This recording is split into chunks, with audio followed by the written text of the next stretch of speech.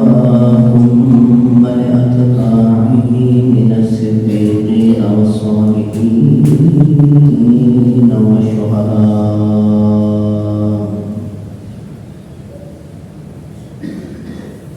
أما بعد فأعوذ بالله من الشيطان الرجيم. بسم الله الرحمن الرحيم.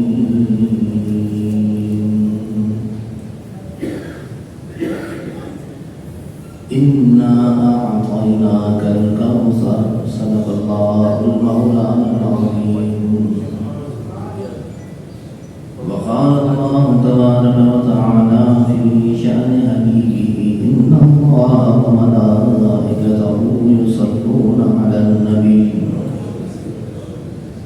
يا أيها الذين آمنوا صلوا عليه وسلموا تسليما.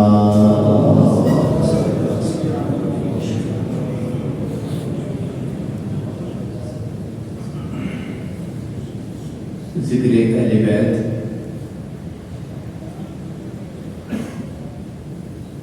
کے حوالے سے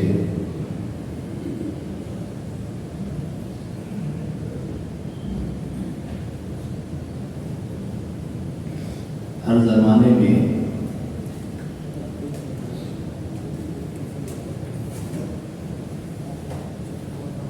دو قسم کے لوگ، یا تو محبت کرنے والے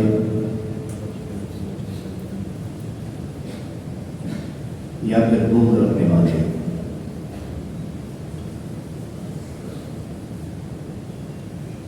اور آئندہ آنے والے زمانے میں حضور سرور کائنات صلی اللہ تعالی علیہ وسلم نے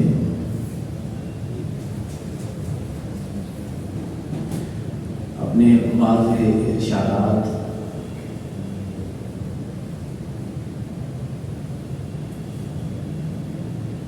میں یہ فرما دیا کہ ان کی محبت میری محبت ہے اور ان کا بغض میرا بغض ہے.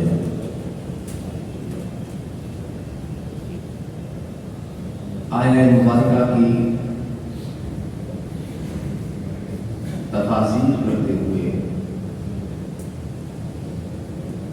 یعنی جو خود سرور کائنات صلی اللہ تعالی علیہ وسلم نے فرمائی: انما یرید اللہ لیذھب عنکم الرجس اہل البیت.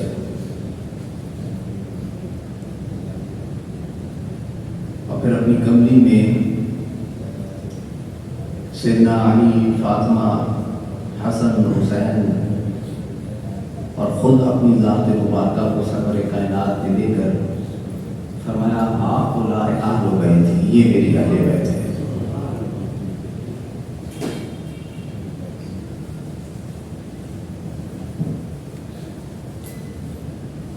کلا صدق علیہ المودۃ فی القربى. یہ قریبی کون ہیں کہ ان کی محبت کو فرض کیا گیا؟ اصحاب رسول صلی اللہ تعالی علیہ وسلم نے خود کریم آقا سے یہ پوچھ لیا: یہ قریبی یا رسول اللہ کون ہے؟ آقا علیہ الصلوۃ والسلام نے ان قربا کا ذکر کرتے ہوئے فرمایا: علی، فاطمہ، حسن و حسین. آیہ مبارکہ اتری اور دعوت دی گئی یہود کو: لے آؤ تم بھی اپنی اولاد، تم بھی اپنی جانوں کو، اپنی عورتوں کو. تو ابناء میں سرور کائنات صلی اللہ تعالی علیہ وسلم نے انہی اشخاص کو شامل کیا. نساء میں سیدہ فاطمہ الزہرا رضی اللہ تعالی عنہا کو آقا علیہ السلام نے ساتھ لیا.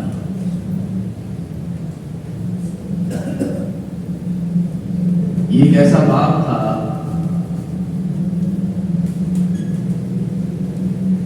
کہ جس کا بیان کرنا حضور سرور کائنات صلی اللہ تعالی علیہ وسلم نے اس لیے بھی ضروری سمجھا کہ آئندہ آنے والے زمانے میں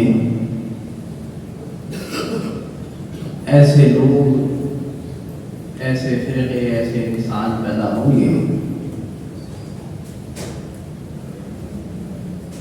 کہ جن کے دلوں میں بغض اور عناد کی ایک فصل تیار ہے۔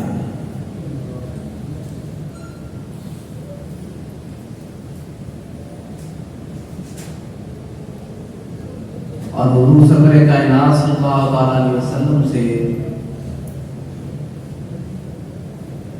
ڈائریکٹ وہ بغض نکال نہیں سکتے تھے، تو اس کا آڑ لیا جاتا ہے اہل بیت نبی صلی اللہ علیہ وسلم کے ساتھ۔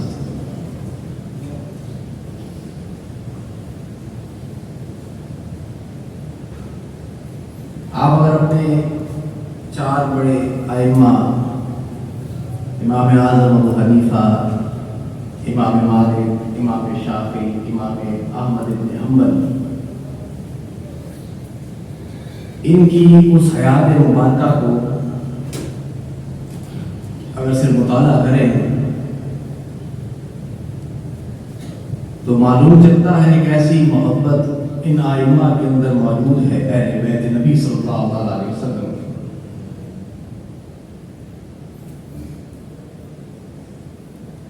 اور یہ محبت ایسا نہیں کہ اچانک انہوں نے صحابہ کرام رضوان اللہ تعالیٰ علیہ اجمعین کو اہل بیت سے محبت کرتا ہوا دیکھا ہے۔ زید بن ثابت ایک بڑے عمر کے صحابی،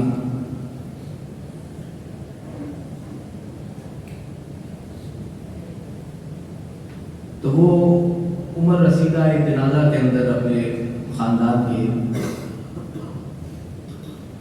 اس میں شامل تھے۔ حضرت عبداللہ ابن عباس بھی موجود ہیں۔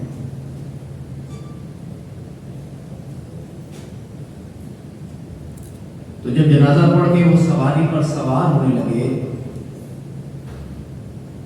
یہ صحابہ کرام رضوان اللہ تعالیٰ علیہ اجمعین کا حضور کی اہل بیت سے تعلق اور حضور کی اہل بیت کا صحابہ کرام سے تعلق اس روایت میں آپ کو واضح نظر آئے گا۔ حضرت زید بن ثابت جب اس سواری پر سوار ہونے لگے، بڑی عمر تھی۔ آپ اگر بڑی عمر کے اصحاب کا مطالعہ تاریخ کی کتابوں میں کریں تو عبداللہ ابن عباس عمر کے حساب سے نوجوانوں کے اندر شامل تھے۔ تو وہ جب سواری پر سوار، حضرت زید سواری پر سوار ہونے لگے تو سیدنا عبداللہ ابن عباس نے ان کی سواری کا ذہن جو ہے وہ تھام لیا کہ آپ سوار ہوں، پاؤں رکھتے ہیں اور پاؤں رکھ کر سواری پر سوار ہوتے ہیں، آپ نے تھام لیا۔ انہوں نے دیکھا حضرت عباس ہیں، حضرت عبداللہ ابن عباس ہیں۔ ابن عباس یہ کیا کرتے ہو؟ ابن عباس کا یہ تاریخی جملہ موجود ہے کہ فرمایا ہمیں حکم دیا گیا ہے کہ علماء کے ساتھ ایسا ہی تعلق رکھو۔ ہمیں یہ حکم ہے کہ علماء کے ساتھ ایسا تعلق رکھا جائے۔ جب حضرت زید نے یہ بات سنی تو وہ آپ سواری سے اترے اور حضرت عبداللہ ابن عباس کا ہاتھ جو ہے وہ چوم لیا۔ تو آپ نے فرمایا حضرت آپ یہ کیا کرتے ہیں؟ تو فرمایا ہمیں بھی حکم ہے اہل بیت کے ساتھ ایسا تعلق رکھا جائے گا۔ یہ اصحاب کا آپس میں رویہ ہے۔ یہ تو پارٹی بازی ہے اس دور کے اندر۔ ایک گروہ اپنے کچھ مخصوص افراد کو الگ کرنے کے لیے اختلافی روایات پڑھ کے وہ فارغ ہو جائیں، ایک طرف لے جائے۔ کچھ ایک گروہ ہے وہ ایک اختلافی روایت پڑھ کے وہ کچھ کمروں میں بیٹھ کر اپنی بات اور معذور ہوتے رہے، مجموعوں کے اندر بات کرنے کی اے نہ ہو تو قبروں میں بیٹھ کر بات کریں، معذور خود ہی بات کریں، اپنی بات کریں اور خود ہی خوش ہو کہ ہم نے بڑی اچھی بات کی ہے۔ تو ایسے لوگ ہیں اس دور کے اندر، ہر دور کے اندر رہے ہیں۔ حضور سرور کائنات صلی اللہ علیہ وسلم نے ان سارے ادوار کا مطالعہ فرمایا ہے، دیکھا ہے کہ آئندہ آنے والے دور میں کیسے کیسے لوگ موجود ہوں گے، کن کن نظریات کے ساتھ. ورنہ یہ جو تسلسل ہے اہل بیت کی محبت کا اور احادیث مبارکہ میں، اگر آپ حسنین کریمین کی اس حیات مبارکہ کو جو عہد رسالت مآب صلی اللہ تعالیٰ علیہ وسلم میں ہے، حضور کی اس حیات مبارکہ کے اندر ہے، تو وہاں پر ان کی پیدائش کا ذکر بھی ہے، وہاں پر ان کی شہادت کا ذکر بھی ہے، وہاں پر حضور کا ان کے لبوں پر بوسہ لینے کا ذکر بھی ہے، کہیں پر صدر کائنات کا ان کو اپنے کاندھوں پر سوار کرنے کا ذکر بھی موجود ہے، کہیں احادیث مبارکہ میں ان کے چل کر مسجد کے اندر آنے کا سفر بھی ہے اور ان کو گود میں اٹھانے کا ذکر بھی موجود ہوگا. اچھا، یہ ایسا تسلسل ہے جو قرآن حکیم کے اندر بھی آپ پڑھتے ہیں. ایک چلنا فلما بلغ معه السعي قال يا بني إني أرى في المنام. یہ تسلسل ہے قرآن مجید کا، احادیث مبارکہ کے اندر اسی تسلسل کو برقرار رکھا گیا ہے.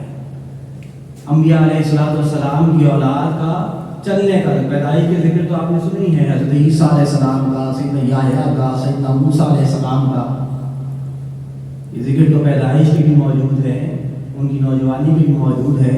یہاں پر حضرت اسماعیل علیہ السلام کے چلنے کا ذکر، فلما بلغ معه السعي، کہ وہ اتنی عمر کو پہنچ گئے کہ وہ اپنے والد کے ساتھ قدم ملا کر چل سکے.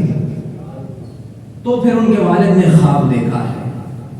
میں صرف یہ کہنا چاہ رہا ہوں کہ فلما بلغ معه السعي کو اگر پڑھا جائے کہ کیسے چل کر آ رہے ہیں اسماعیل اپنے والد ابراہیم علیہ السلام کے ساتھ کیسے چل رہے ہیں.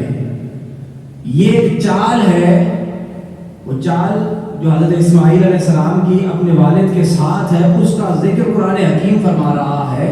اور احادیث مبارکہ کے اندر حسنین کریم کی چال مبارک کا ذکر ہے کہ وہ حجرہ سے منبر رسول کی طرف چل کر آتے ہیں، کیسے ایک قدم اٹھاتے ہیں، گرتے ہیں، پھر سنبھلتے ہیں، پھر قدم اٹھاتے ہیں، اور نانا جو ہے وہ اپنے منبر کو چھوڑ کر انہیں گود میں اٹھا لیتے ہیں. یہ وہ تسلسل ہے قرآن حکیم کا تسلسل.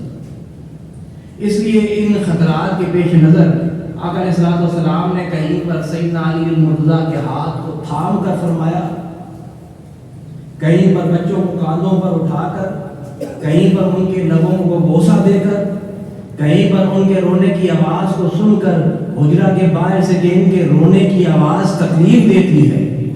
یہ بات امت کو بتائی گئی ہے کہ ان کے ساتھ تمہارا تعلق کیسا ہونا چاہیے.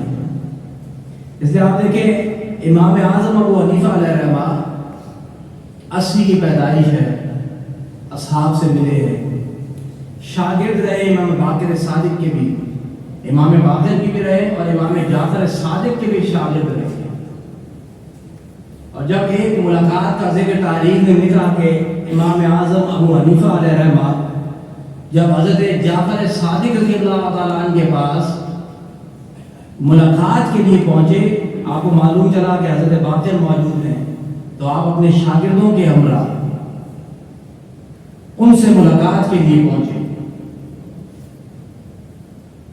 شاگرد بھی ہیں، امام اعظم ابو حنیفہ بھی ہیں، تو ان کی مجلس میں گھٹنوں کے بل ابو حنیفہ گھٹنوں کے بل بیٹھ گئے، اور جتنے شاگرد ساتھ میں تھے وہ بھی اپنے امام کو، اپنے استاد کو دیکھ کر ویسے ہی بیٹھ گئے.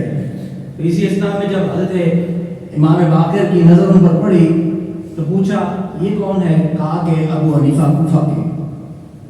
آپ نے پاس بلایا، بھئی ایسے اس انداز میں بیٹھے ہو. امام اعظم ابو حنیفہ علیہ الرحمہ کا یہ جملہ تاریخ کے اندر موجود ہے کہ فرمایا آپ کی عزت اور احترام ہمارے لیے ایسے ہی فرض ہے جیسے صحابہ کرام پر فرض تھا رسول اللہ کا احترام. آپ کی حرمت ہمارے لیے ایسے ہی فرض ہے جیسے اس حیات ظاہرہ میں سرور کائنات صلی اللہ تعالیٰ علیہ وسلم کی عزت اور احترام صحابہ کرام رضوان اللہ تعالیٰ علیہ مجمعین کیا کرتے تھے. امام باقر صادق، امام باقر، امام جعفر صادق کے سامنے 2 سال آپ نے شاگردی کی گزاری، اور یہ مقولہ امام اعظم ابو حنیفہ کا موجود ہے کہ آپ فرماتے تھے کہ اگر 2 سال کی شاگردی اگر امام جعفر صادق کے ساتھ میری نہ ہوتی تو نعمان ہلاک ہو جاتا۔ نعمان کیا ہو جاتا؟ ہلاک ہو جاتا۔ اگر یہ 2 سال کی، امام مالک بن انس بھی جو ہے وہ جعفر صادق کے شاگرد رہے، اور پھر اسی محبت اور اسی تعلق کی وجہ سے ان پر جو مشکلات اور مصائب قید جو آئی وہ انہی مشکلات، اسی وجہ سے، یہ تعلق رکھنے کی وجہ سے۔ زید بن علی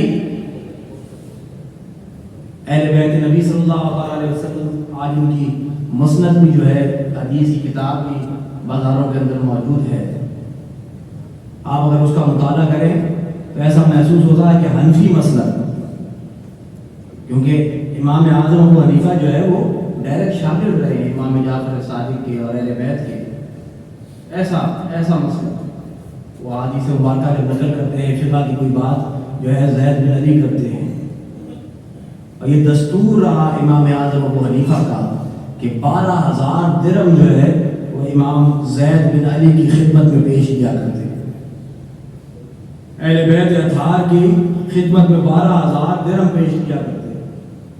جو تاریخ نکاح ہے نا کہ انہوں نے جو ہے قاضی القضاء کا عہدہ لینے سے انکار کر دیا تو آپ کو قید کی سزا دے دی گئی، اور اسی قید میں امام اعظم کی جو ہے وہ وفات ہوئی۔ یہ کوئی اتنی بڑی بات تو نہیں تھی کہ صرف ایک قاضی القضاء کا، اصل بات جو درد تھا اس وقت کے حکمرانوں کا وہ یہ تھا کہ یہ خدمت اور یہ محبت کا جو تعلق اہل بیت کے ساتھ ہے۔ 12,000 درہم آپ نے زید بن علی کو دے، اہل بیت اطہار میں سے اگر کوئی شخص جو ہے وہ تو آپ ان کی خدمت کیا، اس کا نتیجہ پھر یہ تھا۔ امام مالک درس حدیث دیا کرتے تو آپ نے اکثر و بیشتر سنا ہے کہ درس حدیث میں جب سرور کائنات صلی اللہ تعالی علیہ وسلم کا اسم گرامی آتا تو چہرہ زرد ہو جاتا، اور یہ جو ان کا چہرہ زرد ہو جاتا کیونکہ وہ ڈائریکٹ شامل رہے امام جعفر صادق کے، اور انہوں نے جو ان کے حال نقل کیے، امام مالک نے حضرت امام جعفر صادق کے جو حال درس کے موقعوں کا نقل کیے ہیں اس کے اندر ان کا بھی حال یہی ہوتا تھا۔ کہتے ہیں امام مالک کہ میں نے امام جعفر صادق کے سامنے زانوہ تلمس طے کیا تو کوئی ایسا موقع میں نے کبھی دیکھا ہی نہیں اپنی زندگی میں کہ انہوں نے کوئی حدیث مبارکہ سرور کائنات کی پڑھی ہو اور وہ بے وضو ہو، ایسا ہوا ہی نہیں، ایسا کبھی ہوا ہی نہیں۔ میں جب بھی ان سے ملنے کے لیے گیا، امام جعفر صادق سے جب بھی ملنے کے لیے گیا تو میں نے ان کو 3 حالتوں میں پایا۔ کتنی حالتوں میں؟ 3 حالتوں میں۔ یا تو وہ نماز پڑھ رہے ہوتے، یا تو قرآن مجید کی تلاوت کر رہے ہوتے، یا حالت روزہ میں ہوتے۔ نماز پڑھتے یا قرآن مجید کی تلاوت کرتے یا حالت روزہ کے اندر ہوتے۔ میں نے ان کی پوری زندگی جب بھی ان سے ملاقات کی، اور درس حدیث کی تو کیا ہی بات تھی کہ کبھی آقا کریم صلی اللہ تعالی علیہ وسلم کا کوئی قول نقل کیا ہو اور وہ بے وضو ہو، ایسا ہرگز نہیں ہوا ہے۔ حضور کا اسم گرامی آتا تو چہرہ ان کا زرد ہو جایا کرتا، چہرہ ان کا زرد ہو جایا کرتا، اور اس لیے کہتے تھے، ان کا تاریخ میں یہ جملہ موجود ہے امام جعفر صادق کے لیے، وہ کہتے ہیں کہ میں نے اس زمانے کے اندر، حضرت امام جعفر صادق کے اس زمانے کے اندر، نہ کسی آنکھ نے، نہ کسی کان نے، اور نہ کبھی کسی دل نے یہ خیال کیا ہو کہ وہ جعفر صادق سے افضل ہوگا اس زمانے کے اندر۔ علمیت کے حساب سے نہ کسی آنکھ نے ان سے بڑا عالم دیکھا، نہ کسی کان نے ان سے بڑا عالم کو سنا، اور نہ کسی دل کے اندر یہ خیال آیا ہو کہ میں اس سے بڑا عالم ہوں۔ ایک مشہور جو ہے وہ راہب نے جب پادری نے ایک دربار لگایا اور بہت سارے علماء مشائخ کو بلایا اس نے، تو اس کی نظر جب پڑی نا باقر پر، امام باقر پر، کہا تم بھی آئے ہو، تم مسلمان ہو کہ کافر معاذ اللہ؟ حالانکہ چہرہ دیکھ کر وہ پہچان سکتا تھا، انہوں نے کہا مسلمان۔ عالم ہو کہ جاہل؟ کہا جاہلوں میں سے نہیں۔ تو پھر تم سے سوال پوچھوں؟ کہا پوچھو، کیونکہ میں نے مجمع میں بہت سارے لوگوں سے پوچھا ہے، خاموش ہو جاتے ہیں، کہتے ہیں علماء ہیں، ہم عالم ہیں۔ تو اس نے کہا کہ بھائی مجھے ایک بات تو بتاؤ، میرا یہ سوال ہے کہ تم کہتے ہو کہ جنت میں جو ہے وہ بندہ کھائے گا پیے گا لیکن گندگی نہیں کرے گا، ٹٹی پیشاب نہیں کرے گا، اس کی مثال دنیا میں دے کر بتاؤ، یہ ممکن ہو سکتا ہے کہ کھائے پیے اور اس کے بعد اس کو حاجت نہ ہو؟ اس کی مثال کوئی ایسی جو دنیا کے اندر ہم دیکھتے ہو، ایسی کوئی مثال دے کر بتاؤ۔ کہا ماں کے پیٹ میں جنین، ماں کے پیٹ میں کیا ہے؟ جنین۔ غذا لیتا ہے کہ نہیں؟ بغیر غذا کے نہیں چلتا ہے، غذا لیتا ہے، اس کے باوجود وہ اس تھیلی کے اندر ٹٹی پیشاب حاجت نہیں کرتا۔ عقل فوراً حیران، کہا کہ نہیں، کوئی عام آدمی نہیں ہے۔ وہ کون؟ اہل بیت رسول میں سے ہوں۔ تو ہی جواب دے سکتا ہے۔ اچھا میرا ایک اور سوال ہے،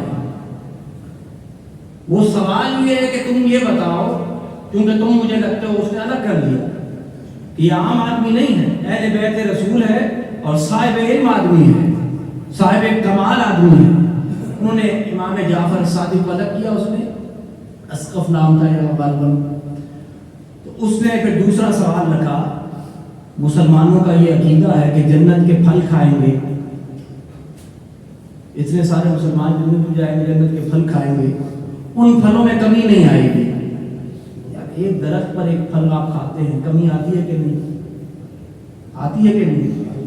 کہیں پر بھی آپ کوئی پھل کھائیں گے نکال کر تو اس میں سے کمی آئے گی، تم کہتے ہو کہ کمی نہیں آئے گی۔ یہ بات تو ہماری عقل کو سمجھ نہیں آتی ہے۔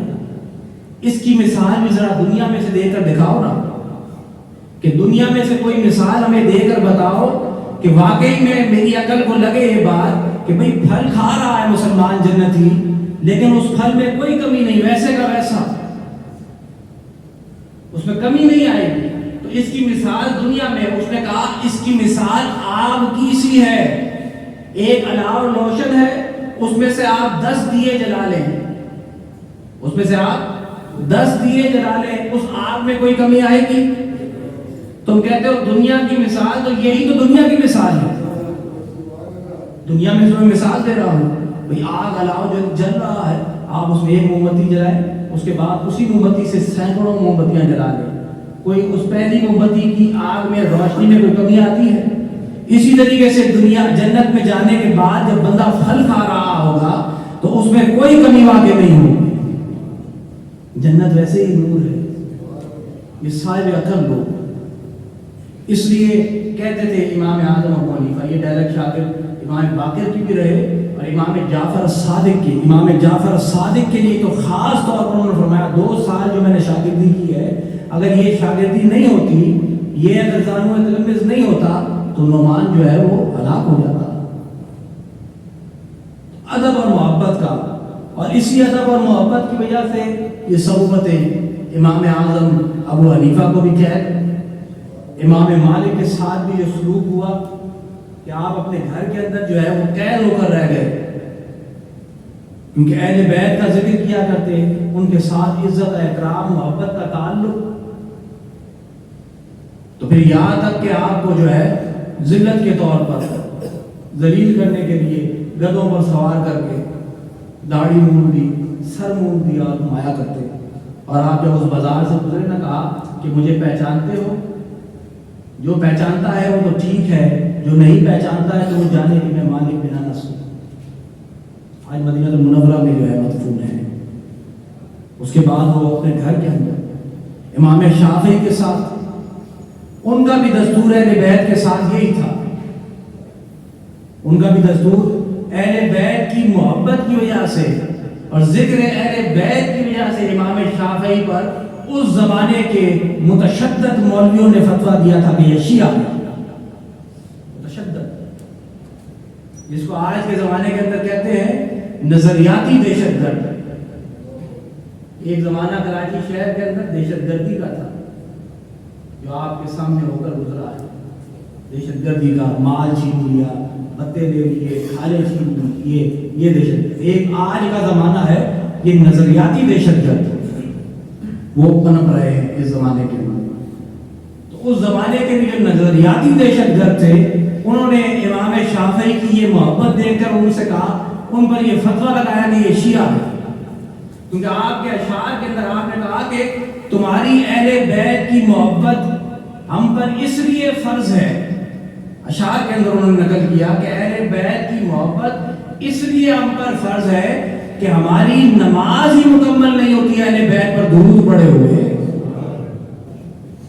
صلی علی محمد و آل محمد، درود پڑے ہوئے نماز ہی مکمل نہیں ہوتی ہے۔ اس زمانے کے متشدد لوگوں نے یہ فتویٰ، یہ شافعی شیعہ ہے۔ اور امام شافعی کا یہ مشہور جملہ کتب تاریخ کے اندر موجود ہے کہ وہ کہتے تھے کہ اگر اہل بیت کی محبت جو ہے وہ شیعت ہے تو شافعی شیعہ ہے۔ آج اہل عرب کا ایک بہت بڑا گروہ شافعی مسلک سے تعلق رکھتا ہے، امام شافعی کی مسلک سے تعلق رکھتا ہے، ان کے بتائے ہوئے مسائل پر عمل کرتا ہے۔ تو یہ وہ پڑھے لکھے لوگ جنہوں نے حضور کے گھر سے ڈائریکٹ وراثت علم حاصل کی، سیدنا علی المرتضیٰ نے، اور پھر یہ منتقل حسن حسین اور پھر اولاد کے اندر ہوتے رہے۔ اس لیے قدریوں کا عقیدہ جب یہ مشہور ہوا نا کہ اللہ نے بس بنا دیا، اس کے بعد اب اس کو انسان کے عمل میں کوئی دخل نہیں ہے، معاذ اللہ۔ منصور کے زمانے کے یہ عقائد جو ہے وہ بہت اونچے، امام جعفر صادق کا زمانہ تھا کہ اب تمہارے عمل کے اندر اب نہ وہ تمہیں نقصان پہنچائے، تمہارے عمل کے اندر اس کو دخل نہیں ہے۔ تو فخر بھی بہت ہوا کرتا تھا کہ شاید ہم سے بڑا کوئی عالم ہی کوئی نہیں۔ تو قدریوں کے لیے ایک دربار بلا کر امام جعفر صادق کو بھی بلایا، کہ قدری عقیدہ رکھنے والے لوگ بیٹھے تھے، تو کہا مناظرہ کرو گے؟ مناظرہ کہا کہ یہ تو چند منٹوں میں ختم ہو جائے گا۔ امام جعفر صادق نے یہ تو چند منٹوں میں ختم ہو جائے گا، ان کا یہ نظریہ باطل ہے۔ اور مناظرہ چند منٹوں میں، کہا کیسے؟ فرمایا سورہ حمد پڑھو، سورہ فاتحہ پڑھو۔ تو اس قدری عالم نے سورہ فاتحہ پڑھنا شروع کی، ایاک نعبد و ایاک نستعین پر پہنچا، ہم تیری ہی عبادت کرتے ہیں اور تجھ ہی سے مدد طلب کرتے ہیں۔ پڑھتے ہیں کہ نہیں؟ ہر نماز کی ہر رکعت میں پڑھتے ہیں ایاک نعبد و ایاک نستعین۔ ذہین لوگ، اور کیوں نہ ہو کہ اہل بیت نبی جو ہے، تو جب اس نے یہ آیت پڑھی نا تو امام جعفر صادق نے روک دیا، ٹھہر جاؤ، ایاک نعبد و ایاک نستعین، تم کہتے ہو کہ تمہارے عمل میں اب وہ دخل، تمہارا رب دخل نہیں دے سکتا معاذ اللہ، تو پھر صبح و شام اس سے مدد کیوں طلب کرتے ہو؟ ایاک نعبد و ایاک نستعین، صبح و شام کہتے ہو اے رب ہم تیری ہی عبادت کرتے ہیں، تجھ ہی سے مدد کر، اگر اسے تمہارے عمل میں دخل نہیں ہے تو پھر تم مدد کیوں طلب کرتے ہو اس سے؟ گونگے فوراً دربار برخاست، خطا۔ صاحب علم لوگ تھے۔ سیدہ فاطمہ الزہرا رضی اللہ تعالیٰ نے حضور کی خدمت میں جب پیش کیا نا حسن اور حسین کو، ان کو وراثت میں سے کوئی حصہ، ان کو وراثت میں سے، تو امام حسن کے لیے سرداری، امام حسین کے لیے شجاعت، حضور نے فرمایا یہ جو ہے یہ وراثت ہے، یہ وراثت ہے۔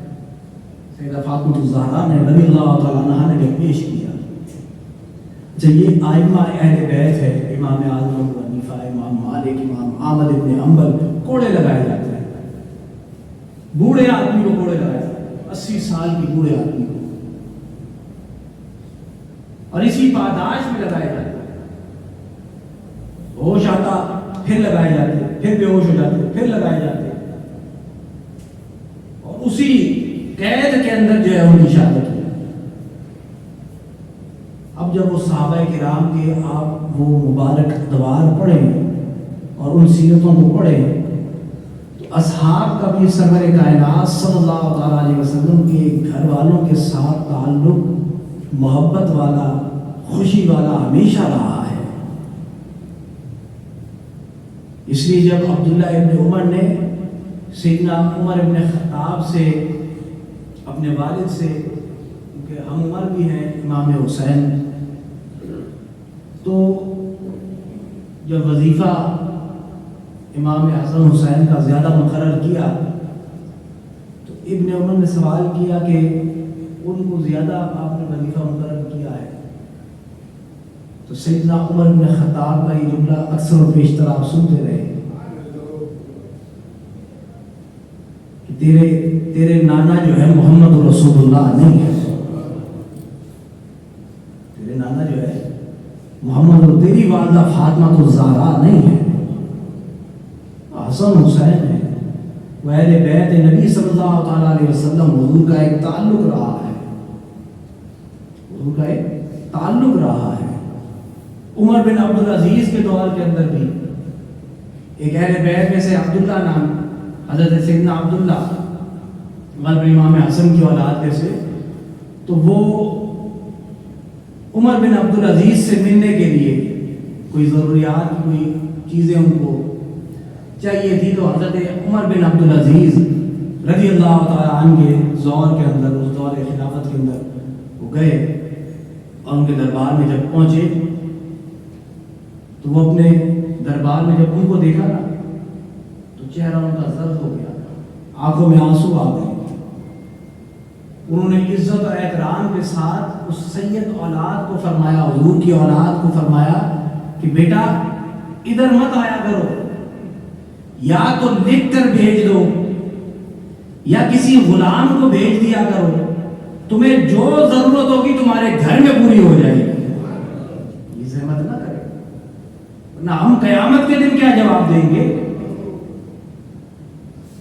جب ایک دربار وہاں پر بھی سجے گا اور اس دربار میں سب محمد رسول اللہ کی طرف بھاگ رہے ہوں گے صلی اللہ تعالیٰ علیہ وسلم کی طرف، اور ہر آدمی اسی طرف، ہر نبی اسی طرف اشارہ کر رہا ہوگا کہ اس طرف جاؤ، اس طرف جاؤ، کیونکہ آج بات کرنی ہی اس نے ہے۔